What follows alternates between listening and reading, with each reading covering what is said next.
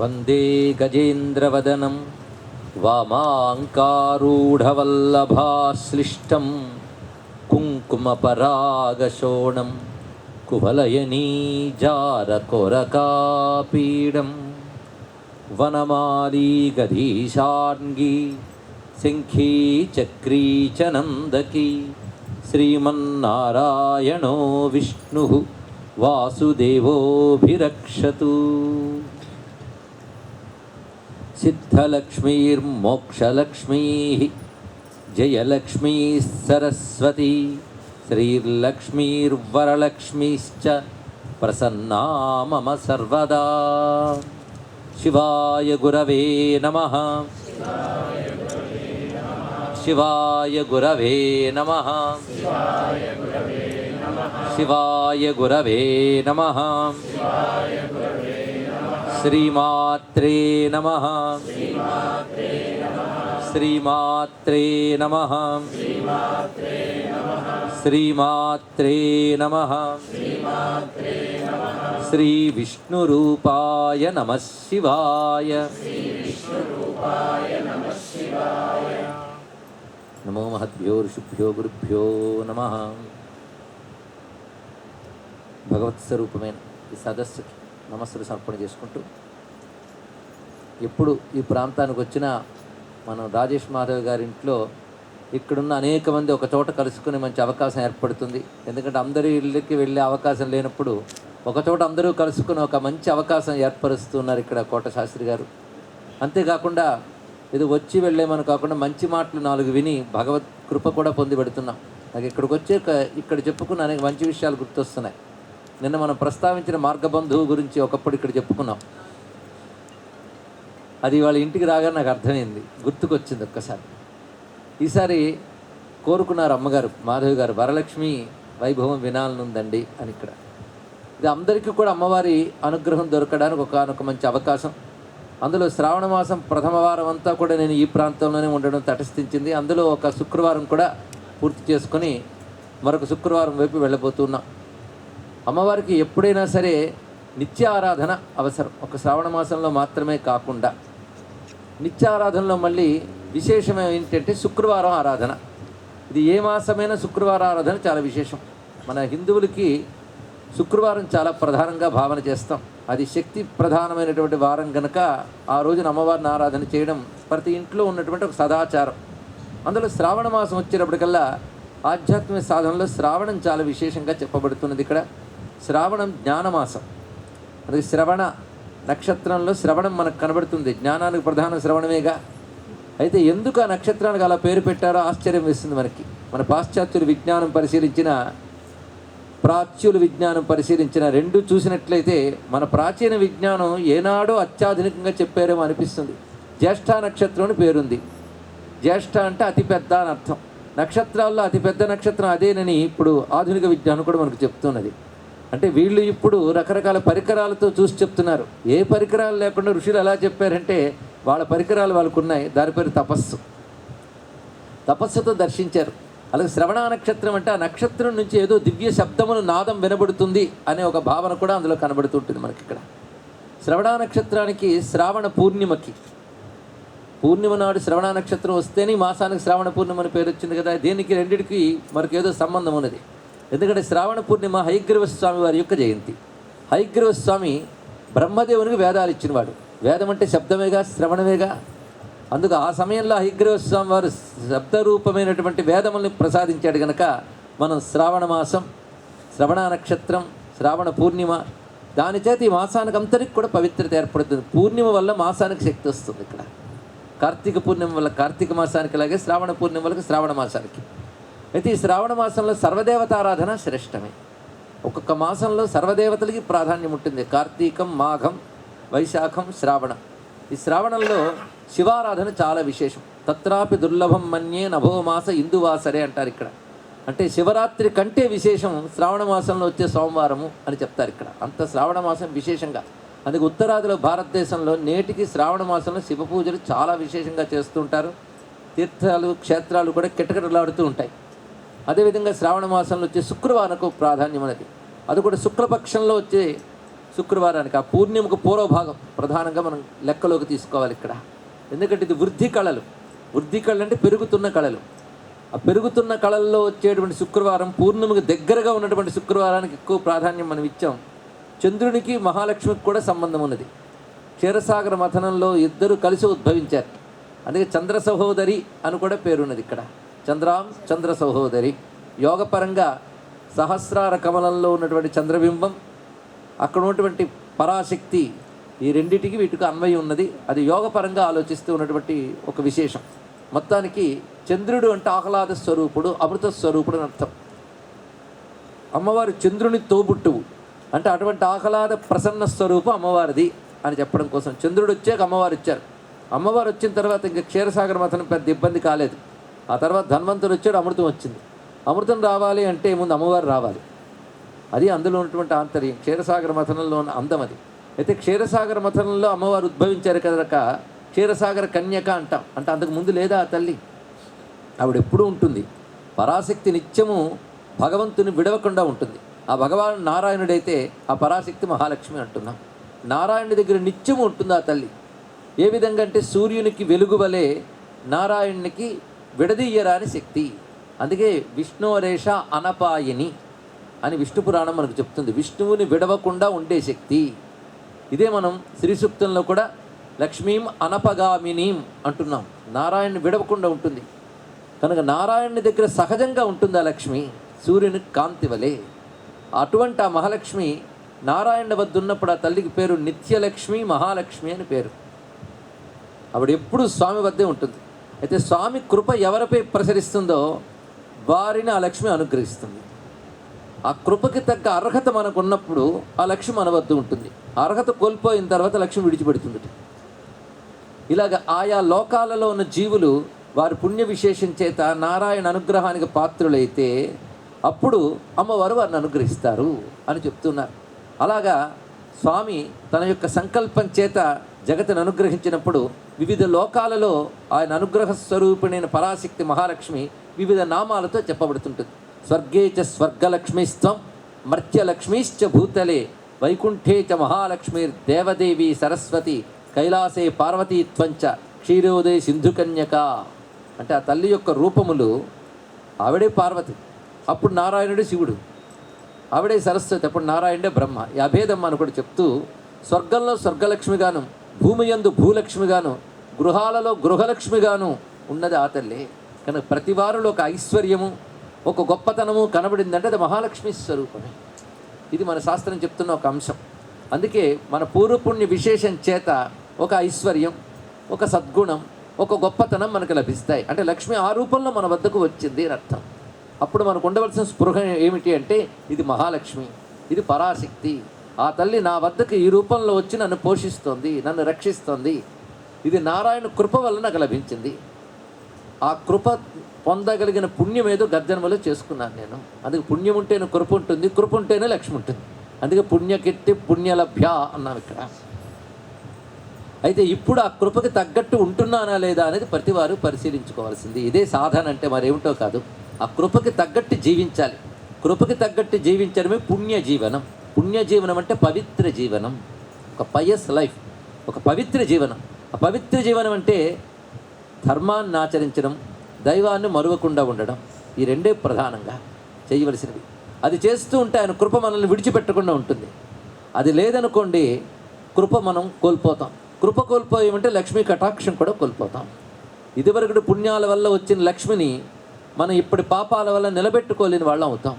అందుకే ఆ తల్లి మన దగ్గర ఉండాలి అంటే పుణ్యం, భక్తి ఈ రెండు మన వద్ద ఉండాలి. ఇందుకే మన పెద్దవాళ్ళు రకరకాల ఆరాధన విధానాలు, జీవన పద్ధతులు బోధించారు ఇక్కడ. అయితే పుణ్యం ఉంటేనే భగవంతుడు వస్తాడు, లేకపోతే రాడు. ఇదేమిటండి అన్యాయం అంటే, ఇంటి తలుపు తెరిస్తేనే సూర్యకాంతి వస్తుంది, తలుపు మూస్తే రాదు. అది సూర్యుడు అన్యాయం కాదు, నీ అన్యాయం అది. అలాగే మనం కూడా తలుపు తెరవడమే సత్కార్యం, తలుపు ముయ్యడమే దుష్కార్యం. ఇది తెలుసుకుని మనం తలుపులు తెరిచుంచామా మూసుంచామా ఎవరికి వాళ్ళు ఆలోచించుకోవాల్సిందే. అదేవిధంగా ఇదివరకటి పుణ్యాల వల్ల మనకి వాళ్ళకి సంపద లభించిందని స్పృహ ఎప్పుడు ఉండాలి.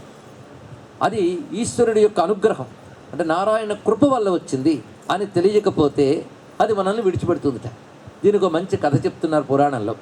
ఒకప్పుడు ఇంద్రుడు తాను ఐరావతం మీద ఊరేగుతున్నాడు. ఎందుకంటే ఈ మధ్య కాలంలోనే ఒక రాక్షసుని జయించాడని దేవతలందరూ ఆయనకి విజయోత్సవం నిర్వహిస్తున్నారు. ఈ సన్మానాలు జరిగితే ప్రమాదం ఏంటంటే పొగరు పెరుగుతుంది, మరేం లేదు. ఇంద్రుడికి కూడా అందరూ జై జై ఇంద్ర అంటూ ఉంటే చాలా ఆనందించాడు. అందులో ఏనుగెక్కు కూర్చున్నాడు. ఇక చెప్పడానికి ఏమున్నది, ఇక్కడ ఊరేగింపు జరుగుతుంటే దూర్వాసుల వారు వచ్చారట. వచ్చి అప్పుడే నారాయణని దర్శనం చేసి ఆయన పాదపద్మాల దగ్గర ఉన్న కుసుమం తీసుకొచ్చి ఆ పూలమాల ఇంద్రుడికి ఇచ్చాడు. ఇదిగో నీకు ఇది నేను అనుగ్రహిస్తున్నానని. ఋషులు దేవతలు ఏమిస్తారని తీర్థమో ప్రసాదమో విభూదే ఇస్తారు, అంతే కదా. అందులో ఇచ్చింది ఒక స్వామి పాదాల వద్ద ఉన్నటువంటి ఒక పూలమాల ప్రసాదం, నిర్మాల్య ప్రసాదం. అది తీసుకొచ్చి ఇచ్చారు. వెంటనే నాకు ఎన్నో తోటలు ఉన్నాయి, నందనవనాలు ఉన్నాయి, బోలుడిని పువ్వులు ఉన్నాయి, ఈ పూలదండ ఎంత అనుకున్నాడు. ఎందుకంటే ప్రసాదం వేరు, పదార్థం వేరు. పదార్థాలు ఎంత గొప్పవైనా ప్రసాదం ముందు దిగదుడిపోయి. అందుకే ప్రసాదంపై ఎప్పుడు పదార్థ దృష్టి కూడదు అంటారు. ఇక్కడ పెద్దలకు తీర్థం ఇచ్చినా ప్రసాదం ఇచ్చినా ఎంత భక్తిగా పుచ్చుకోవాలో పెద్దవాళ్ళు చెప్పారు. కానీ అహంకారం ఉందే, అది పదార్థ దృష్టిలో చూపించి నాకున్న సంపదల ముందు ఇదంతా అని దాన్ని ఏనుగు కుంభస్థలం మీద పెట్టాడు. అది ఆయన్ని మించిపోయింది, అసలే మతగజం. అది తన తొండంతో తీసి కింద పెట్టి కాలుతో తొక్కి వెళ్ళింది. వెంటనే దూర్వాసుడు చూసి, ఈశ్వర ప్రసాదం నిర్లక్ష్యం చేసేవి కనుక భగవత్ ప్రసాదమైన ఐశ్వర్యం కూడా నీటి పాలవుతుందని చెప్పించాడు ఆయన. వెంటనే మనం పోయి కోపం దూర్వాసుల మీద వస్తుంది మనకి. ఎందుకంటే చెప్పించాలి అని. శాపం వేరు, తిట్టు వేరు, రెంటికి తెలియాలి. శాపం అంటే అవతల వాడు కాని పని చేస్తే దీనికి ఫలితం ఇది అని చెప్తారు, దానికి శాపం అని పేరు, అంతే. అంతే, తిట్టడం కాదు. అది వాళ్ళు శపించారు కనుక ఎప్పుడూ రావాల్సిన తొందరగా వస్తుంది. తప్పు చేయడం వల్ల వచ్చిందని పశ్చాత్తాపం ఉంటుంది. అందుకే శాపం ఒక విధంగా అనుగ్రహం. ఎప్పుడైతే ఈ పని జరిగిందో వెంటనే ఇంద్రుడు ఏనుగు దిగి గురుగారి పాదాల మీద పడ్డాడు. దూర్వాసుడి పాదాల మీద పడి నన్ను క్షమించండి అన్నాడు. అది అలాగూ సామెత ఉంది మనకు, అందితే జుట్టు అందకపోతే కాలని. కానీ ఒక మాట అంటాడు ఇంద్రుడు, నేను నీ పాదాల మీద పడ్డది ఎందుకంటే సంపదలు పోయేని బాధ కాదు, నా బుద్ధి ఏమైందా అని బాధ కలిగింది. అక్కడ నేను బుద్ధిమంతుణ్ణి, ఎందుకు అలా గతి తప్పి ప్రవర్తించానా అని సిగ్గు కలుగుతోంది. నా పాపం పోయే మార్గం ఏమిటి అన్నాడు. మీ గురువుగారిని వెళ్ళి ఆశ్రయించి అన్నాడు. తానేం మార్గం చెప్పలేదు. వెంటనే వారి గురువుగారిని వెతుక్కు వెళ్ళాడు బృహస్పతిని. అప్పుడు బృహస్పతి కాశీక్షేత్రంలో ఉన్నట్టు. దేవతలు కూడా వచ్చి సాధన చేసే చోటు భారతదేశంలోని కాశీక్షేత్రం, అది గొప్పది. గంగ ఒడ్డునున్నాడు ఆయన. వెంటనే వెళ్ళి పాదాల మీద పడ్డాడు. చేసిన తప్పు చెప్పుకున్నాడు. తప్పు చెప్తే సగం క్షమాపణ జరుగుతుందని. సరే ఏం చేస్తాం, పద నారాయణ వద్దకు వెళ్ళి బతిమలాడదాం. అప్పుడు నారాయణుడు మందహాసం చేసి అద్భుతమైన బోధ చేస్తాడు. దేవీ భాగవతంలో నారాయణుడు చెప్పిన ఉపదేశం ఉంది ఇక్కడ. మహాలక్ష్మి ఎవరిని విడిచిపెడుతుంది, ఎవరిని పట్టు ఉంచుతుంది అని ఒక అత్యద్భుతమైనటువంటి మాటను చెప్పాడు ఇక్కడ. అందులో ముందు లక్ష్మి అంటే ఏంటో తెలియాలి కదా. లక్ష్మీ తత్వం, లక్ష్మీ అనుగ్రహం. లక్ష్మి అంటే సర్వ జగత్తుని గమనించున్నది, ఇది అర్థం. లక్ష్మీ శబ్దానికి అర్థం తెలుసుకోవాలి. ఇన్నాళ్ళు లక్ష్మి అంటే అందరం వాడుతూ ఉంటాం. చాలామంది లక్ష్మి అనే మాట తీయగా వినిపిస్తుంది, అందుకని సంపదలు కదా. లక్ష్మి అంటే అర్థం ఏంటంటే లక్ష్యతే దృశ్యతే విశ్వం స్నిగ్ధ దృష్ట్యా యయా అనిశం, ఇది నిర్వచనం. లక్షించున్నది లక్ష్మి. లక్షించుట అంటే ఏంటో తెలుసా? మనం తెలుగులో సంస్కృతంలో వాడుతుంటాం లక్ష్యం. లక్షించుట అంటే చూచుట అని అర్థం. ఇక్కడ ఈ జగత్తును ఎప్పుడు చూస్తూ ఉంటుందట తల్లి. ఆవిడ చూడకపోతే ప్రపంచం లేదు. ఆవిడ చూపులతోనే ప్రపంచాన్ని నడుపుతోంది. ఇక్కడ ఆ చూపులు ఎలా చూస్తోందంటే స్నిగ్ధ దృష్ట్యా, దయామయమైనటువంటి చూపులతో ప్రపంచాన్ని చూస్తూ నడుపుతోంది కనుక ఆవిడకి లక్ష్మి అని పేరిచ్చారు అన్నారు. ఆవిడ చూపుల గురించి చెప్తూ లలితా సహస్రంలో మాట అన్నది, ఉన్మేష నిమిషోత్పన్న విపన్న భువనావళి అని. ఇక్కడ కళ్ళు తెరిచి ప్రపంచాన్ని చూస్తుందట. కళ్ళు మూస్తే లయం, కళ్ళు తెరిస్తే సృష్టి. అందుకే ఈ మధ్య భాగంలో అమ్మ కన్ను రెప్ప వెయ్యకుండా ప్రపంచాన్ని గమనించుకుంటోంది. ఆ చూపులతోనే శక్తి తరంగాలు పంపుతోంది. అరుణాం కరుణాతరంగితాక్షిం, తన యొక్క చూపుల నుంచి దయామయమైన శక్తి తరంగాలు పంపడం వల్ల ఈ ప్రపంచమంతా పోషింపబడుతుంది. ఎందుకంటే సూర్యుడు ఒక కన్ను, చంద్రుడు ఒక కన్ను అనుకుంటే ఆ కళ్ళు మూసుకుపోతే ఏమవుతుందని ప్రపంచం. కనుక జగత్తులో ప్రతిదీ కూడా అమ్మవారు తన చూపులతో కనిపెట్టుకుని అనుగ్రహిస్తుంది. కనుక జగతిని గమనించే తల్లి, జగతిని తన చూపులతోనే పోషించే తల్లి ఎవరో ఆ తల్లి పేరు లక్ష్మి. ఆ చూపులు చెప్పడంలో ఉద్దేశం ఏంటంటే కనిపెట్టుకుని పోషించడం. తల్లి పిల్లల్ని కనిపెట్టుకుని పోషిస్తుంది. వాళ్ళు అడిగినా అడగకపోయినా గమనించుకుంటుంది. అలాగే ఆ తల్లి కూడా మనల్ని గమనించుకుంటూ పోషిస్తుంది. ఆవిడ అనుగ్రహం లేకపోతే జగత్తులో ఏ ఒక్కడు మనలేట. అందుకే శ్రీనాథ మహాకవి గొప్ప మాట అంటాడు, కమల నయన నీవు కలచోట సరసంబు నీవు లేని చోటు నీరసంబు, కంబు కంఠీ నీవు కలవాడు నీవు లేనివాడు అన్నాడు. ఆ తల్లి అనుగ్రహం ఉంటేనే ఉన్నవాళ్ళం. ఒకప్పుడు అనుగ్రహం పుణ్యం చేసుకున్నాం కనుక ఇప్పుడు ఇచ్చింది. ఇప్పుడు అహంకారంతో అనుగ్రహాన్ని మనం గుర్తించక నాకుంది, నా తెలివితేటలో అనుకుంటాం. కానీ ఇవి దెబ్బతిన్నాయి అనుకోండి, ఏదో దురదృష్టవశాత్తు దెబ్బతిన్నాయి అంటాం. వచ్చినప్పుడేమో నీ తెలివితేటలా, పోతేనేమో దురదృష్టమా. లేక భగవంతుడు అనుకూలించలేదండి, అదొక మాట. ఎప్పుడూ ఉన్నది భగవద్ అనుగ్రహమే. అనుగ్రహం తప్ప మరొకట్లేదు ఈ ప్రపంచంలో. ఇది తెలుసుకోండి. ఆయన అనుగ్రహం అది దయ. అటువంటి దయాస్వరూపుడైనటువంటి నారాయణుడి పట్ల ద్రోహం చేసేడు ఇంద్రుడు. అంటే ఆయన కొట్టక్కర్లే, తిట్టక్కర్లే, ఆయన ప్రసాద నిర్లక్ష్యం అంతే ఇక్కడ. అప్పుడు నారాయణుడు కొన్ని మాటలు చెప్తాడు, లక్ష్మీదేవి ఎక్కడెక్కడ ఉంటుందో అని. కనుక లక్ష్మీ నిలయాలుగా మన ఇల్లు తీర్చిదిద్దుకునే ప్రయత్నం మనం చేద్దాం. ముఖ్యంగా లక్ష్మి నిలవాలి అంటే సదాచారం ఇంట్లో ప్రధానం. ఇది శాస్త్రం చెప్తున్నది. మహానుభావుడు భీష్మ పితామహుడు భారతంలో ఆచారకాండని పెద్ద చెప్తాడు. సదాచారం వల్ల, సదాచారం అంటే ఏంటో కాదు, మన పూర్వీకులైన ఋషులు చెప్పినటువంటి చక్కని జీవన విధానం. దానికి ఇల్లు, ఒళ్ళు, పరిసరాలు ఇవి శుభ్రంగా ఉంచుకోవడం అనేది ప్రధానంగా చెప్తున్న అంశం. అలాగే సూర్యోదయాత్ పూర్వం నిద్రలేచే ఇల్లు, ఉభయ సంధ్యల్లో దీపం వెలిగించుకునే ఇల్లు, అంటూ ముట్టు మైల మొదలైనటువంటి సదాచారములు పాటించే ఇల్లు ఏదైతే ఉంటుందో అలాంటి ఇంట్లో మహాలక్ష్మి ఉంటుంది. వెంటనే మనం అంటాం అవేవి లేని ఇంట్లో కూడా ఉందండి అని. డబ్బొక్కటే మహాలక్ష్మి కాదండి, అది కూడా తెలుసుకోవాలి. మహాలక్ష్మి విభూతులు గ్రహించితే మహాలక్ష్మి తన స్వరూపాలు ఏమిటో తాను చెప్తోంది. ఇక్కడ ధనం ఒక చిన్న పార్ట్ మాత్రమే. ఇంటి నిండా డబ్బు, ఒంటి నిండా జబ్బు ఉంటే దాన్ని లక్ష్మీ కళ అనరు. కనుక లక్ష్మి అంటే ఐశ్వర్యం ఒక్కటే కాదు, ఇది తెలుసుకోవాలి. ఆరోగ్యం, ఉత్సాహం, ప్రేమ, ఆనందం, సత్యం, శుచి, అలాగే సుశీలం, సాత్వికత, ధర్మము, ఏ మార్గముతో పరమాత్మను పొందగలమో ఆ యోగము, ఇవన్నీ లక్ష్మీ స్వరూపాలు. అవి ఉన్నాయా లేవా చెక్ చేసుకోవాలి. ఇంటి నిండా డబ్బు ఉంది, పొద్దున్న లేచాడు, ఒక దైవస్మరణ లేదు, ఒక మంచి పని లేదు, అహంకరించి తిరుగుతున్నాడు, వాడు దరిద్రుడి కిందే లెక్క. అందుకే ఒక మాట అంటాడు వ్యాసుడు, విపద్ విస్మరణం విష్ణో సంపన్ నారాయణ స్మృతి. నారాయణని స్మరించడమే సంపద, విస్మరించడమే విపత్తు అన్నాడు. ఇప్పుడు ఎవరు సంపన్నులో, ఎవరు విపన్నులో, ఎవరికి వారు ఆలోచించుకోవాలి. నారాయణ భట్టాత్రి నారాయణీయంలో గొప్ప మాట కూడా చెప్తాడు. నారాయణ, నీ వల్ల మా అమ్మకి చెడ్డ పేరు వచ్చిందన్నాడు. ఆవిడికి 2 పేర్లు ఉన్నాయి, మీకు తెలుసో లేదో. అమ్మవారు పూజ చేసేటప్పుడు అథాంగ పూజ చేస్తారు. చేసేటప్పుడు 2 మాటలు అంటారు. మొట్టమొదటి ఎవరైనా చెప్తారా? చెంచలాయే నమః, చపలాయే నమః. అంతే కదా, చెంచల, చపల మంచి పేర్లతో పొగుడుతున్నాం కానీ స్థిరంగా ఉండని తల్లి అని అర్థం. ఇది మనం పెద్ద బిరుదులా స్తుతిస్తూ ఉన్న అమ్మవారికి అర్థం తెలియదు కనుక.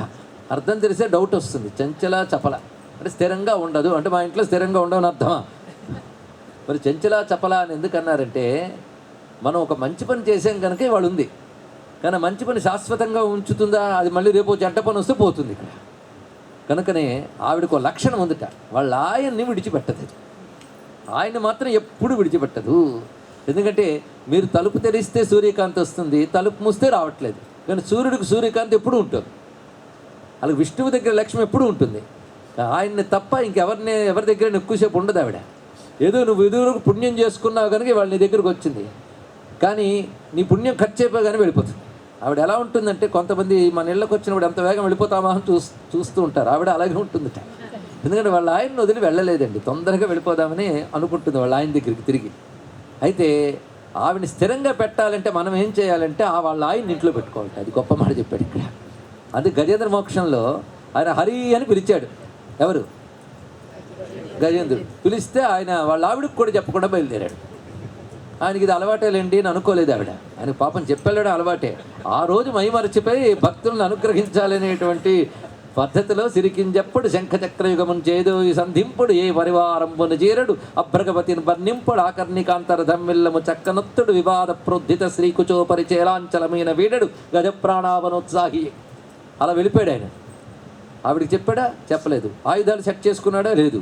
వెళ్ళిపోతున్నాడు. వెళ్ళేం చేస్తాడంటే అక్కడికి బయలుదేరిపోయాడు. ఆయన వెళ్ళిపోతుంటే ఆవిడ కూడా ఆయనతో పాటు వెళ్ళిపోయింది. తన వెంటని సిరి లచ్చి వెంట అవరోధ వ్రాతవున్ వాని వెంకను పక్షింద్రుడు వాని పొంతను ధను కౌమోదకి చక్కచక్రని కాయంబును నారదుండు ధ్వని కాంతుండు. మొత్తానికి వైకుంఠమున ఆబాల గోపాలమున్ అందరూ ఆయన వెంటే వెళ్ళారట.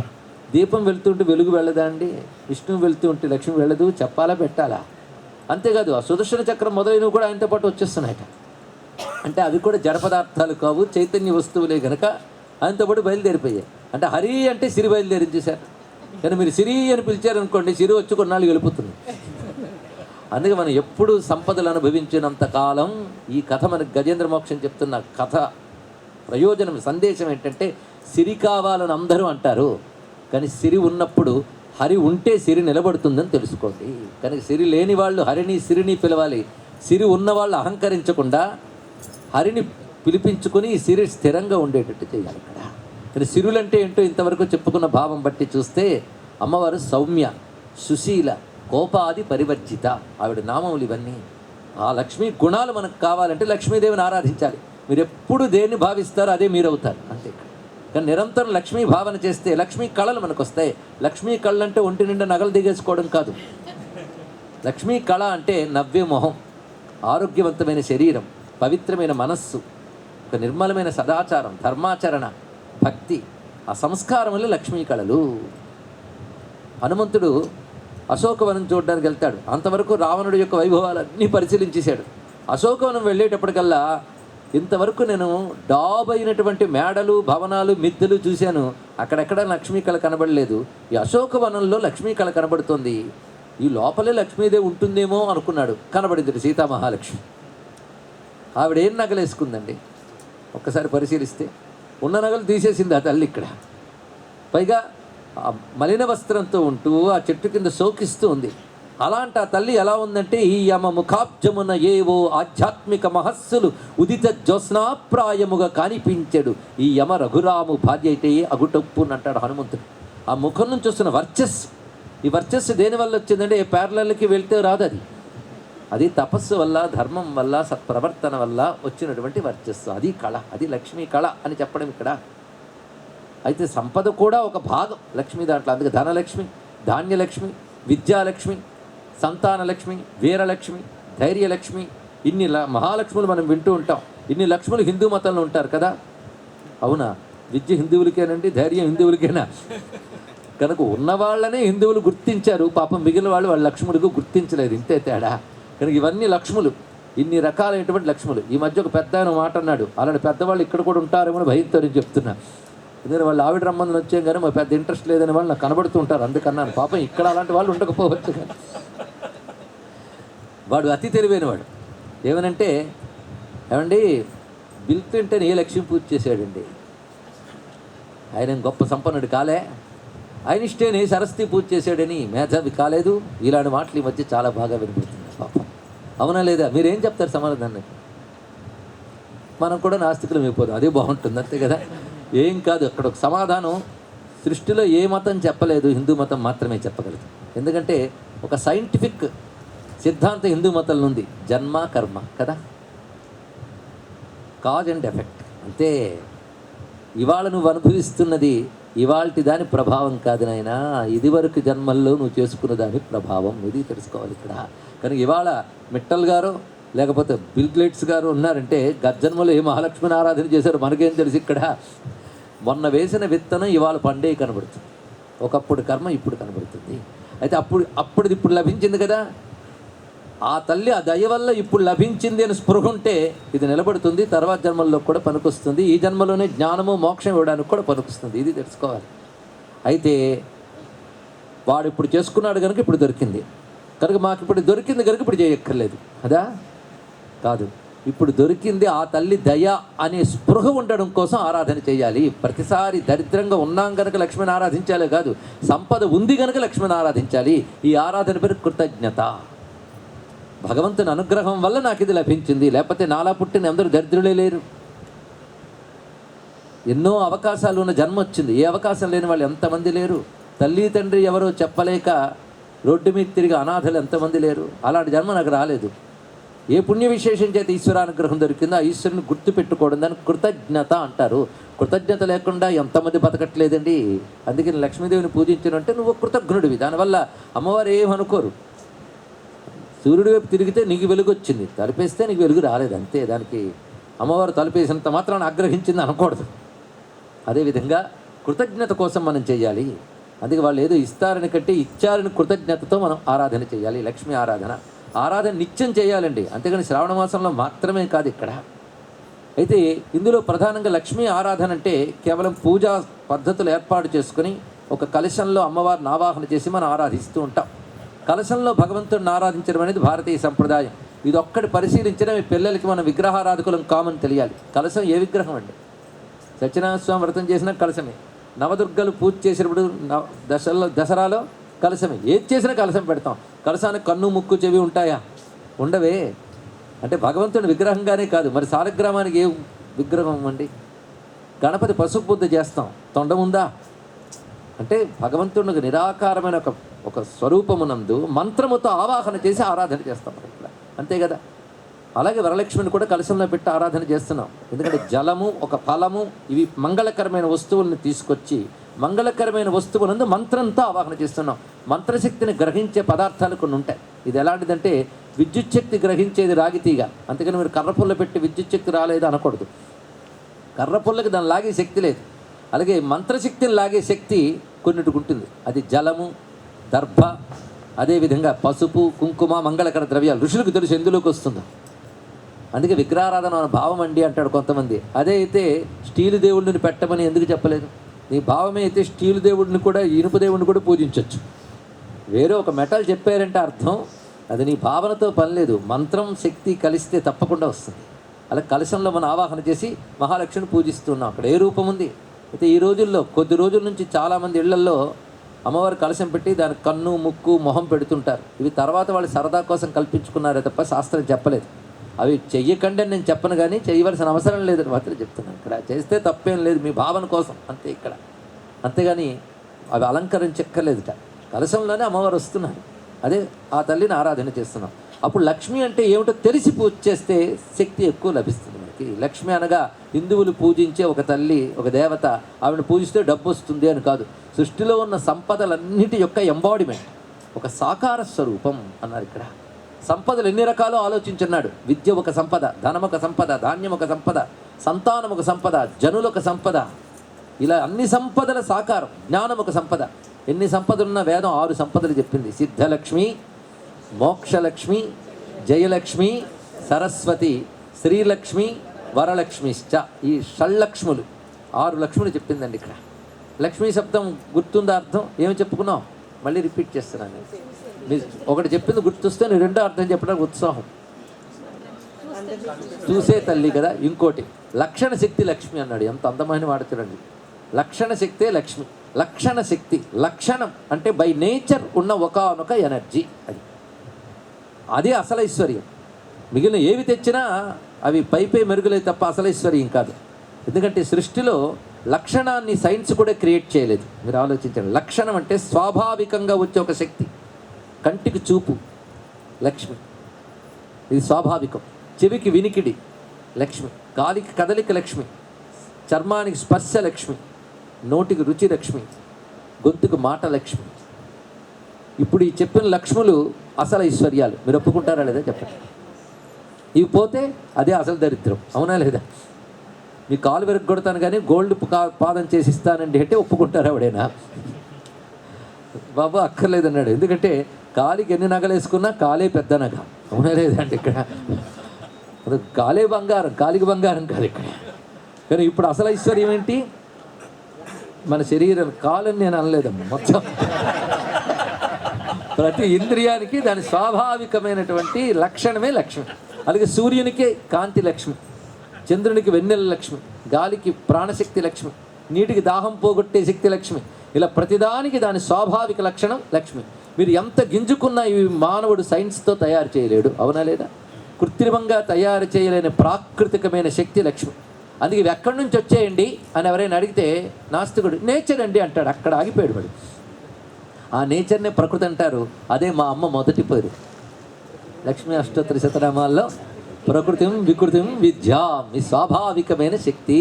అందుకే చంద్రముని యందు జ్యోత్స్నవు చంద్రవదన, ప్రభవు వాసర కరుణందు పద్మనయన, దాహశక్తి విపూబోడి దహనునందు మృక్యదును నీకు కళ్యాణమూర్తి లక్ష్మి అంటాడు శ్రీనాథ మహాకవి. అంత గొప్పగా చెప్పాడు ఇక్కడ. కానీ సూర్యుల్లో వెలుగు లక్ష్మి. ఇప్పుడు చెప్పండి, లక్ష్మీదేవి ఎవరికి ఉంది? లక్ష్మి లేకపోతే ప్రపంచం లేదు. యాదేవి సర్వభూతేషు లక్ష్మీ రూపేణ సంస్థిత, నమస్తస్యై నమస్తస్యై నమస్తస్యై నమో నమః. ఇప్పుడు లక్ష్మి ఎవరికి కావాలి? అందరికీ కావాలి. అసలు ఉన్నదావిడ, ఉన్నది మిగలాలి, లేకున్నది కావాలి, రెండే కదా మనకున్నవి. ఉన్నది హాయిగా ఉండాలి, లేనిది రావాలి. కనుక ఉన్నది పోకుండా ఉంటే క్షేమం, లేనిది వస్తే యోగం. ఇదే యోగం, క్షేమం. ఈ రెండు ఇచ్చే తల్లి ఎవరో? ఆ జగన్మాత. అందుకు ప్రపంచమంతా వ్యాపించిన ఈ లక్ష్మిని మాతగా కొలుచుకునే భారతీయ మహర్షుల సంస్కారానికి ఒక నమస్కారం చేసుకుందామండి. ఎంత గొప్ప దృష్టి. కనుక ఒక దేవత వెనకాల ఒక భావం, ఇది మీ పిల్లలకి చెప్పాలి. అంతేగాని ఇక్కడ పిల్లలకి అసలు గౌరవం ఉండదు, తల్లి మీద, తండ్రి మీద, సంస్కృతి మీద. వాళ్ళకి దానికి లోపం ఏంటంటే మనకు లేదు కనుక వాళ్ళకి కల్పించలేదు. తప్పేమీ లేదు ఇక్కడ. అందుకు ముందు మనం తెలుసుకోవాలి, లక్ష్మి అంటే ఇదయ్యా అర్థం, ఇట్ ఇస్ డెఫినిషన్. అందుకని హిందువులు పూజించేది గాడెస్ ఆఫ్ ప్రాస్పరిటీ అనే డెఫినేషన్ చెప్పడం కాదు ఇక్కడ. ప్రాస్పరిటీ అంతా ఉంది, దాన్ని గాడెస్గా చూడగలిగిన సంస్కారం హిందువులకు ఉంది. ఇది పరిస్థితి. సంపదని దేవతగా చూసే గొప్ప సంస్కారం మనకి భగవద్ అనుగ్రహం అండి. ఇదంతా కూడా ఇక్కడ ఆయన అనుగ్రహం వల్ల ఒక్కసారి తెలిస్తే భగవంతుని దయ చూపు అని అడగం, చూపిస్తున్న దయని ఫీల్ అవుతాం. ఇది భగవంతుని దయని ఫీల్ అవ్వడమే భక్తి.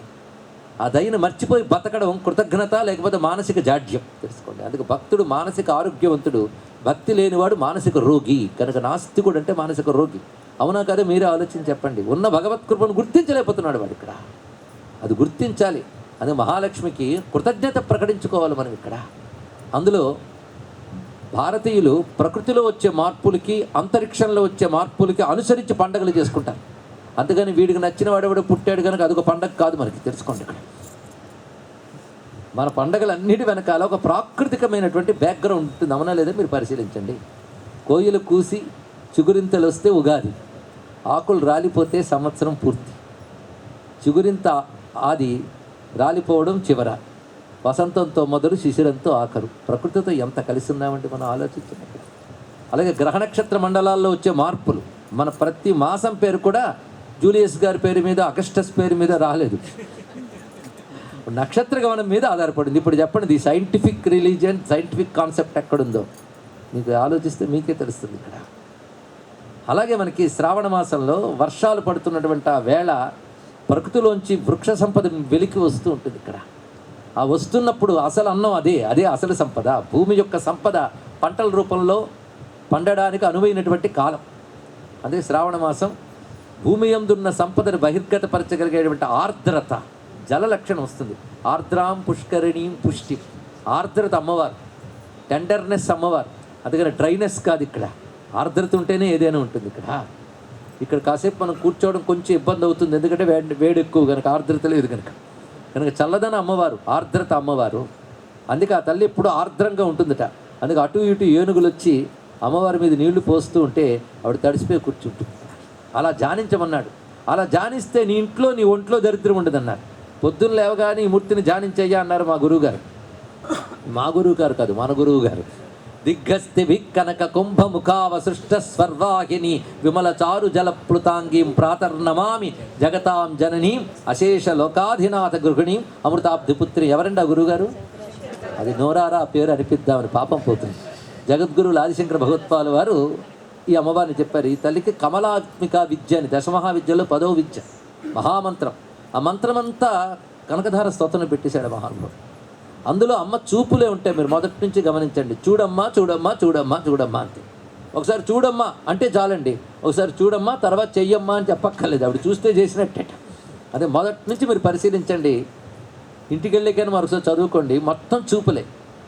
అమ్మవారి చూపులు మాకు అనుగ్రహం కలిగించాలి. అంగం హరే పులక భూషణమాశ్రయంతి భృంగాంగనేవ ముకుళాభరణం తమాలం అంగీకృతాకిల విభూతిరపాంగలీల మాంగళ్యదాస్తు మమ మంగళదేవతాయా. ఆ మంగళదేవత అయిన తల్లి చూపులు మగ మాంగళ్యము అంటే శుభములు కలిగించుగాక. ఎంత మంచి కోరికండి. ఆ చూపులు ఎలాంటి చూపులుట? శంకరుల చమత్కారం చూడండి. ఏ తల్లి చూస్తే విష్ణువు ఒళ్ళు పులకిస్తుందో ఆ తల్లి చూపులు అన్నాడు. అద్భుతంగా చెప్పాడు ఇక్కడ. అమ్మవారు విష్ణువు వైపు చూసింది. చూసిన వెంటనే ఆయన ఒళ్ళు పులికించింది. ప్రేమకు స్పందించడం అంటే ఆయనకు తెలుసండి ఇక్కడ.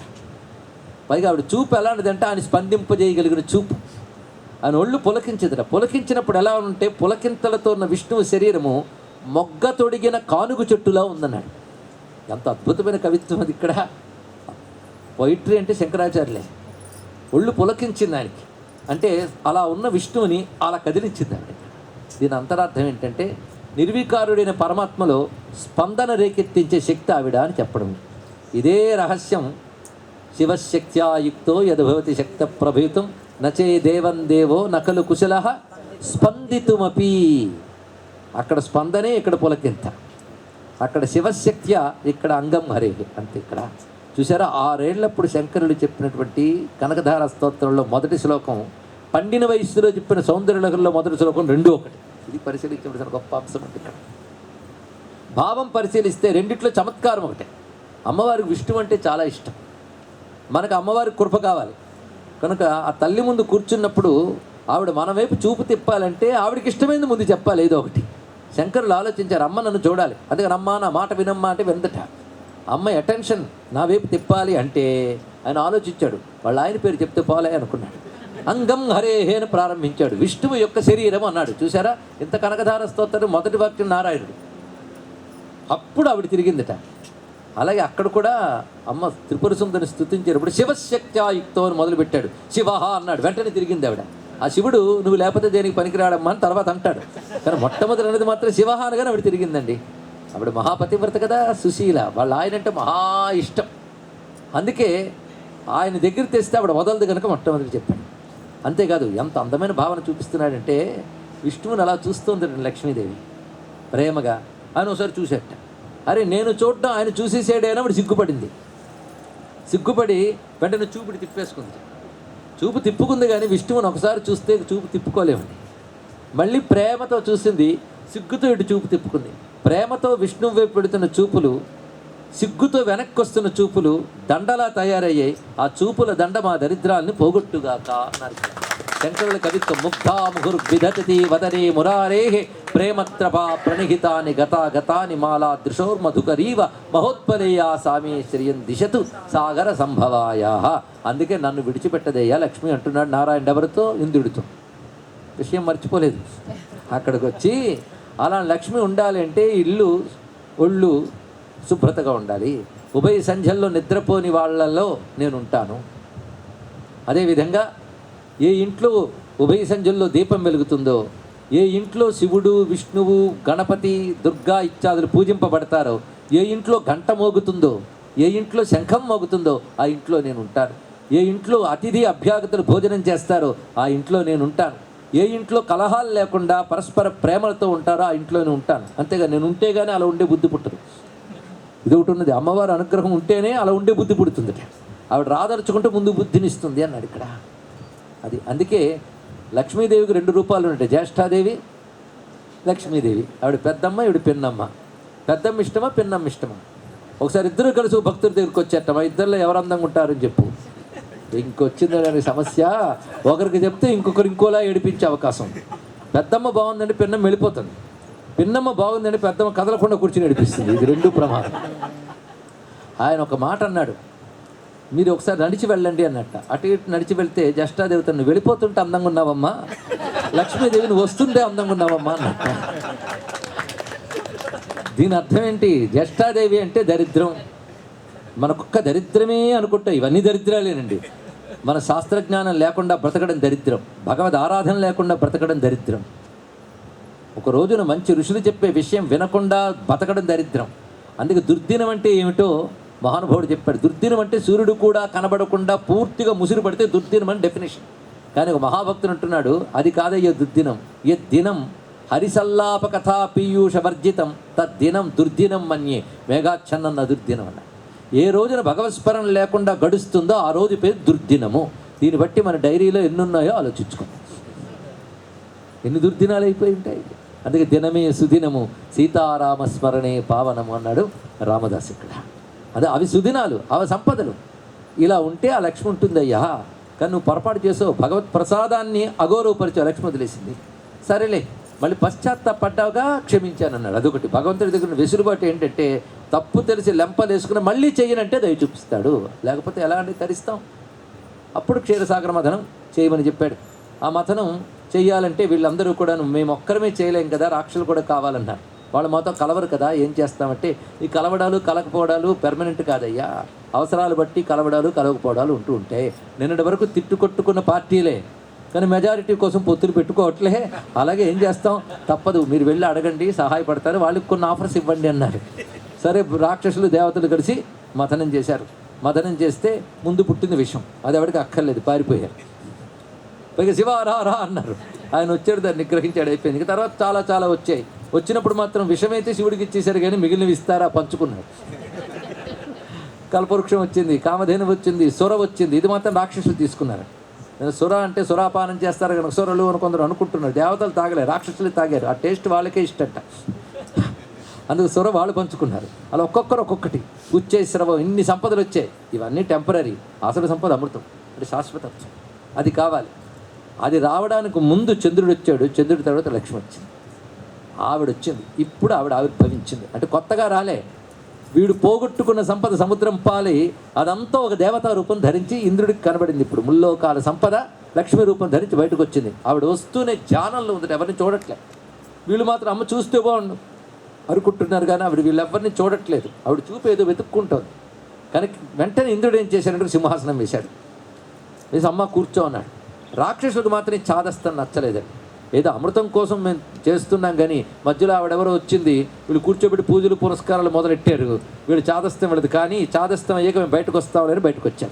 ఒక్కొక్కసారి ఇంట్లో యజ్ఞాలు పూజలు జరుగుతూ ఉంటే పాప మగాళ్ళు ఇంట్లో ఉండలేక బయటకు వచ్చి ఏదో పారాయణలో ఇంకేవో చేస్తూ ఉంటారు. ఏంటంటే మా ఆవిడికి చాదస్తం అండి అంటూ ఉంటాడు ఇక్కడ. అలాగా దేవతలు పూజ చేస్తుంటే రాక్షసులు కాసేపు బయటికి గాలి పీల్చుకోవడానికి వెళ్ళారు. కొద్దిసేపు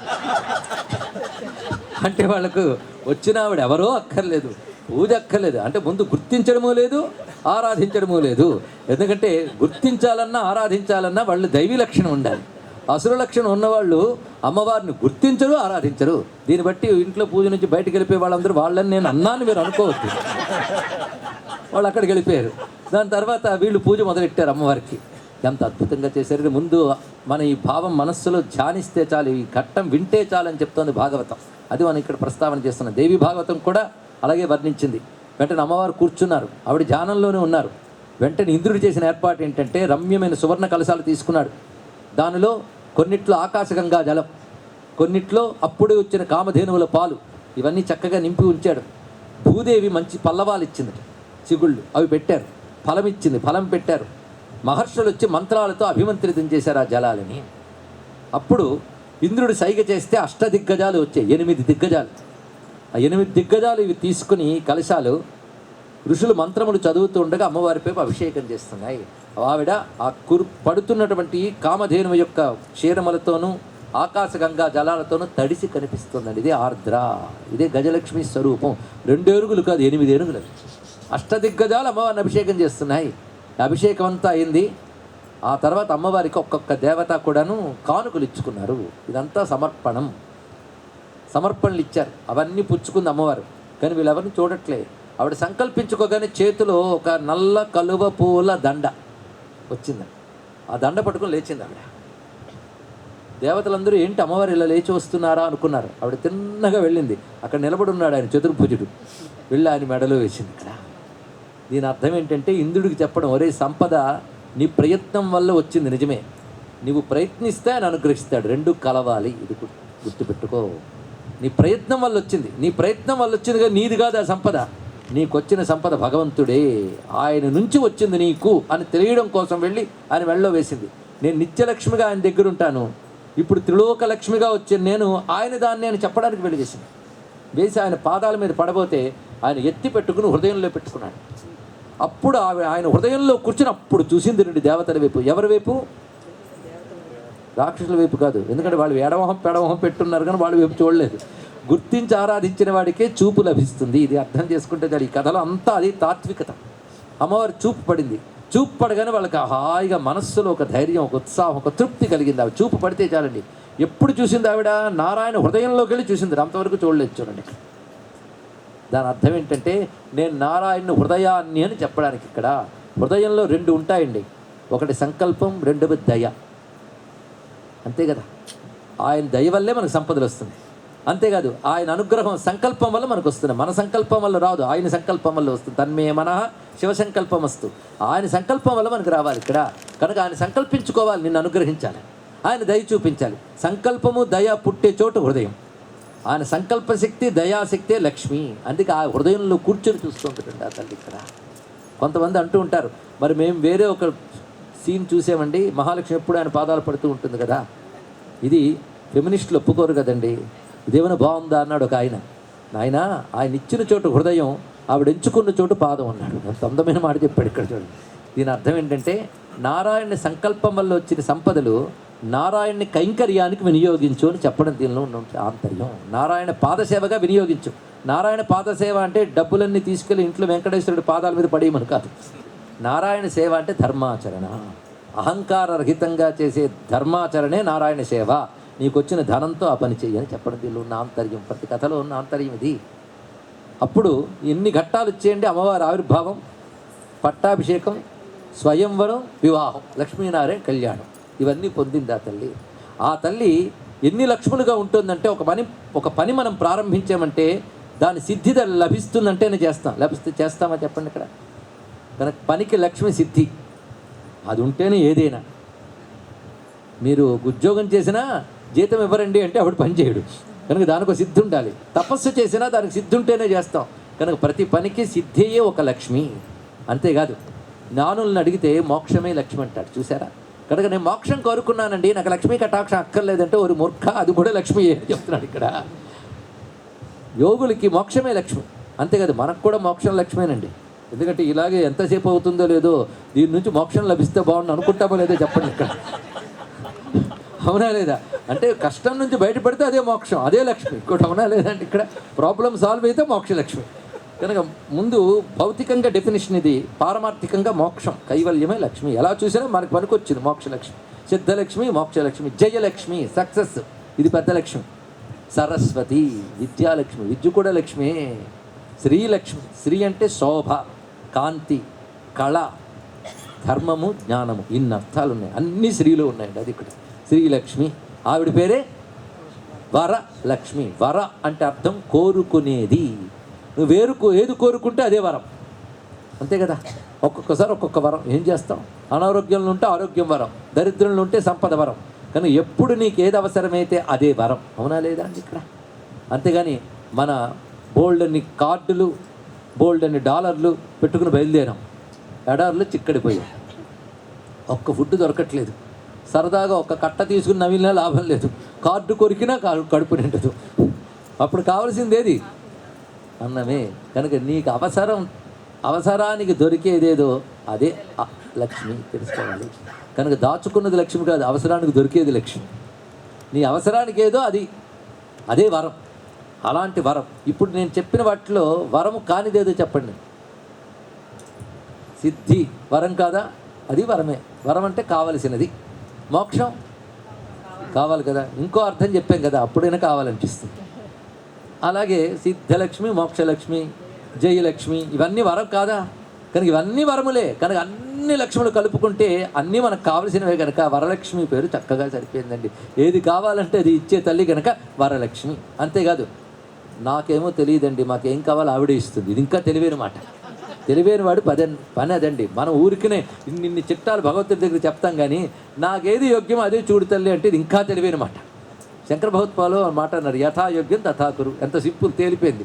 అంతేగాని ఒక ఆయన వెంకటేశ్వర గుడికి వెళ్ళి బయటకు వచ్చి పౌరుని ఏడ్చాడు. నేను అనుకున్నాను స్వామిని చూసిన తాదాత్మ్యంతో ఏడ్చాడు, ఎక్కువసేపు నిలబెట్టలేదనికి ఏడ్చాడు అనుకున్నా. కాదుట, ఎన్నో కోరికలు అనుకున్నట్ట ఆయన దగ్గర అన్నీ కోరడం అవ్వలేదుట. అది వాడి బాధ.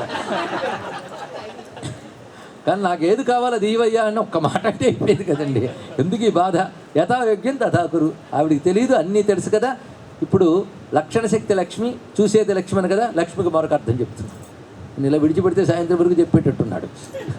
కాదు, లక్ష్యతే మియ్యతే ఇది లక్ష్మి. లక్ష్యతే మియ్యతే ఇది లక్ష్మి. కనిపెట్టుకునేది, కొలిచేది. షీ మెజర్స్, అదనమాట. ఆవిడ అన్ని గమనించుకుంటుందిట, కొలుస్తుందిట. కొలిచి ఇస్తుందండి, కొలత పెట్టి ఇస్తుంది ఆవిడ. అన్ని కొలతే. సృష్టిలో ప్రతిదానికి కొలత ఉంది, అవునా లేదండి? ఏది, ఎప్పుడు, ఎక్కడ, ఎంతవరకు, ఎవరికి ఎలా ఇవ్వాలి, ఇదే కొలత. అలా పెట్టి ఇస్తుంది ఆవిడ. ఊరికినే అందరికి అలా ఇచ్చేది, అందరికీ దరిద్రుల్ని ఇచ్చేది. ఎవడికి ఎప్పుడేమి ఇవ్వాలో ఆవిడకి తెలుసు. ఒక తల్లి బూరెలు చేస్తుంది ఇంట్లో, దాచిపెట్టి రోజుకోటి ఇద్దామని పిల్లాడికి, అదే ఆవిడ ఉద్దేశం.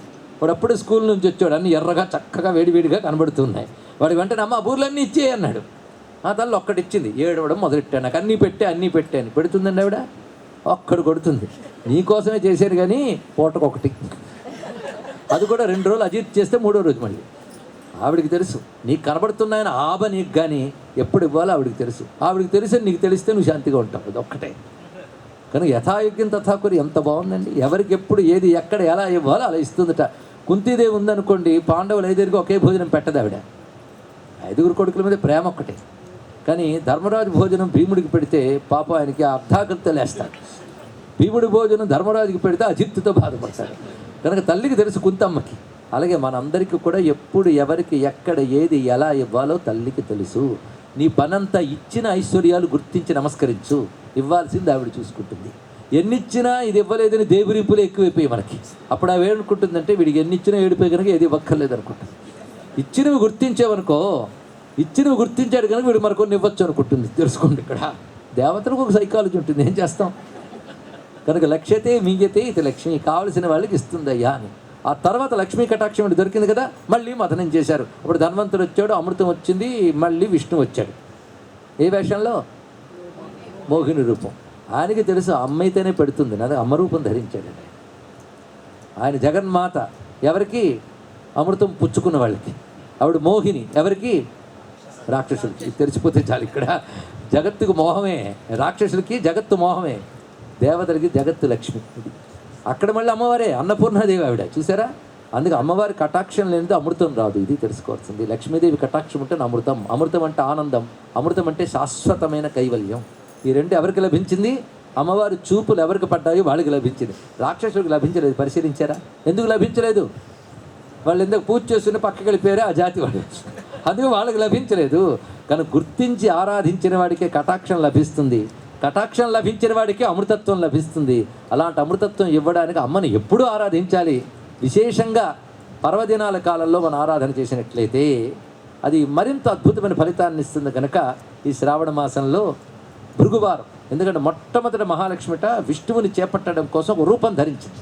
శక్తికి రూపం లేదు. విష్ణువు దగ్గర ఉన్న లక్ష్మి శక్తిగా ఉంది కనుక రూపం లేదు. కానీ ఆయనను పతిగా చేపట్టడానికి ఆ శక్తే ఒక రూపం ధరించింది. ఎలాగైతే అమ్మవారు పార్వతీదేవిగా ముందు దక్ష ప్రజాపతికి పుట్టి వాడు యోగ్యత లేదని చెప్పి హిమవంతుడి కుమార్తె అయిందో, అదేవిధంగా పరాశక్తి మొట్టమొదటిగా మహాలక్ష్మిగా భృగు ప్రజాపతి కుమార్తెగా వచ్చింది. ఆవిడే భార్గవి. భృగువు దక్షుడు లాంటి వాడు కాడు కనుక అమ్మవారు ఇప్పుడు భార్గవిగాను ఉండిపోయారు. ఇక్కడ భార్గవి ఆవిడ వైకుంఠంలో విష్ణువు దగ్గరుండే నిత్యలక్ష్మి. ఆవిడ మహాలక్ష్మి, ఆవిడే భార్గవి. అంతేకాదు కాలాల్లో మనం పరిశీలిస్తే శుక్రవారానికి భృగువారం అని పేరు. ఆ భృగువుకి భృగు ప్రజాపతి శక్తికి ఏదో సంబంధం ఉంది. ఆ కారణం చేతనే భృగువారం నాడు లక్ష్మీ పూజ మనకు విశేషంగా చెప్పడం జరుగుతుంది. అటువంటి మహాలక్ష్మీదేవిని ఆరాధిస్తూ ఈ పరిపూర్ణమైనటువంటి శుక్లపక్షంలో రానున్నటువంటి వరలక్ష్మి వ్రతం అందరూ చేసుకోవాలి. ముఖ్యంగా మహాలక్ష్మి ప్రతి స్త్రీలో ఉంటుందండి ఇక్కడ. అందుకే స్త్రీలను ఆరాధించడం, లక్ష్మీ కళ ఉన్న స్త్రీలు లక్ష్మీదేవిని ఆరాధిస్తే వాళ్ళ ఇంట్లో లక్ష్మి ఉంటుంది. అందుకే స్త్రీలలో లక్ష్మీ కళ ఉంటుంది కనుక స్త్రీని బాధించరాదు, స్త్రీని ఏడిపించరాదు. ఇది బాగా గుర్తుపెట్టుకోవాలి. ఎట్టి దోషం చేసినా స్త్రీతో పారుష్యంగా మాట్లాడరాదని చెప్పారు ఇక్కడ. అంతేగా తప్పు చేస్తే పురుషుడు నా కర్మ ఇంతేని సర్దుకుపోవాలట. అంతేగాని స్త్రీని పువ్వుతో కొట్టిన మహాపాపం అని చెప్పారు. ఇదండి అసలైన భారతీయ సంస్కృతి. పురుషుడికి సంస్కారం చేస్తే కానీ శరీరం శుద్ధి కాదుట. స్త్రీ పుట్టుక దగ్గర నుంచి మరణించే వరకు స్త్రీ శరీరం పవిత్రమే. అందుకు ఒక్క చిన్నపిల్లగుండే ఏడాది విడిచిపెట్టేస్తే 2వ ఏడాది నుంచి చిన్నపిల్లని బాలగా కుమారిగా పూజించే సంస్కారం మనది ఇక్కడ. అందుకే స్త్రీలను ఆరాధిస్తేనే లక్ష్మీ అనుగ్రహం మనకు లభిస్తుంది. భారతదేశంలో కూడా మధ్యకాలంలో వచ్చిన దుష్టత్వం వల్ల స్త్రీని గౌరవించడం తగ్గాకే దరిద్రం పట్టుకుందండి. మళ్ళీ స్త్రీ యొక్క విలువ తెలుసుకోగలగాలి. ఆ జగజ్జననే నారాయణుడు రాముడైనప్పుడు సీతమ్మైనది, నారాయణుడు కృష్ణుడైనప్పుడు రుక్మిణీదేవి అయింది. ఆవిడ సహాయం లేకుండా అనేమి చేయట విష్ణురేష అనుపాయిని. ఇది చెప్పగా ఒక ఆయన పట్టుకుని నవ్వి ఒక మాట అన్నాడు, మరి వామనుడిగా వచ్చినప్పుడు లక్ష్మి రాలేదు కదండి అని. బ్రహ్మచారి కదా, ఇప్పుడు ఏం చెప్పాలి వాడికి? లక్ష్మి ఉందంటే బ్రహ్మచారి కూడా ఆయన ఏం చెప్పాలి? ఆ విష్ణువే సమాధానం చెప్పేటప్పుడు కూడా ఉందయ్యా అన్నాడు. ఎలా అంటే నేను బ్రహ్మచారిగా ఉన్నప్పుడు నాలో బ్రహ్మవర్చస్సుగా ఉందని చెప్పాడు. ఎంత గొప్ప రహస్యం. అలాగే నరసింహస్వామినప్పుడు గోళ్లలో శౌర్యలక్ష్మిగా ఉంది ఆవిడ. అంటే ఇది మెత్తగా కనబడుతుంది అనుకోవద్దు, డోలాసుర భయంకరి ఆవిడ. అటువంటి జగజ్జనని ఆ తల్లి కటాక్ష అందరికీ లభించుగాక అని ప్రార్థిస్తూ ఈ అవకాశం ఇచ్చి నా చేత మాటల రూపంలో లక్ష్మీ పూజ చేయించినటువంటి సౌహృదయులు రాజేష్ మాధవి దంపతులకు అమ్మవారి కటాక్షం, వారి మిత్రులైన మీ అందరికీ, ఈరోజు ఇక్కడికి వచ్చిన వారందరికీ, వారి ఇంటిల్లిపాదికి కూడా లక్ష్మీనారాయణల కటాక్షం లభించుగాక. ఇతరత్రా కార్యక్రమాల వల్ల ఇక్కడ రాలేకపోయిన వారికి కూడా లభించుగాక. స్వస్తి.